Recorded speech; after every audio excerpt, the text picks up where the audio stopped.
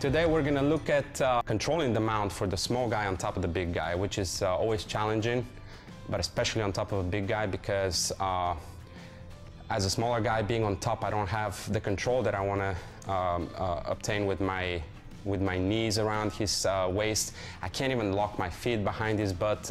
It's just not the same kind of structure as you have with a smaller or same size guy underneath you. So with that being said, let me show what I mean.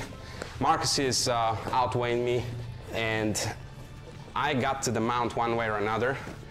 And now, right here, before I go into the top, into a high mount, you know, where I can actually go underneath his elbows and underneath his armpits, and it makes it a little easier to control the mount. Yes, I don't have my feet underneath his butt, I don't have them under his body, but I'm not on his hips, so it's hard for him to buck me off as easily as it would be if I'm even here.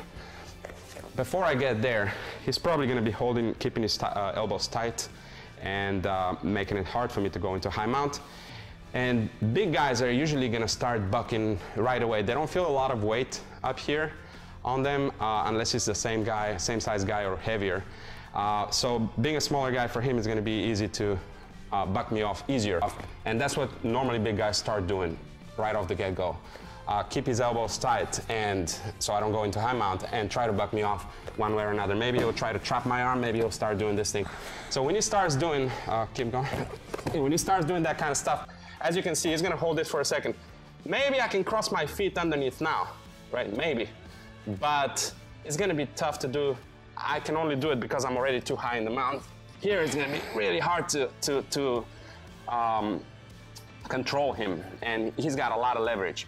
So what I want to do is once he start doing this kind of stuff, I want to start being dynamic and active. I don't want to keep smashing him.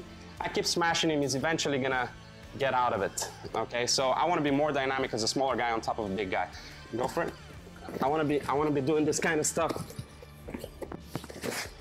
Maybe even disconnect here, go to knee on belly momentarily. He starts turning into me.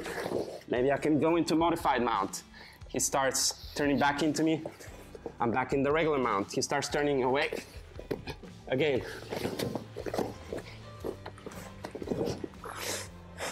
Control the head.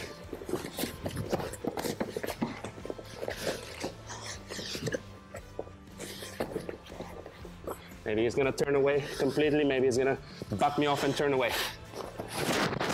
Then I'll go into modified mount. Now is the time to take the back, right? So,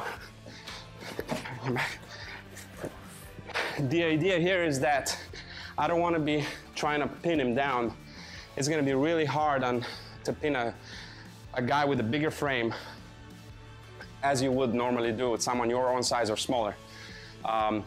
You can pin them when you pass, get your 4 points, but it's going to be hard to actually keep him down that way. So you need to be dynamic in your mount control. All right. I want to thank Marcus. Marcus is the current champion of our in-house tournament rollathon. Thank you very much.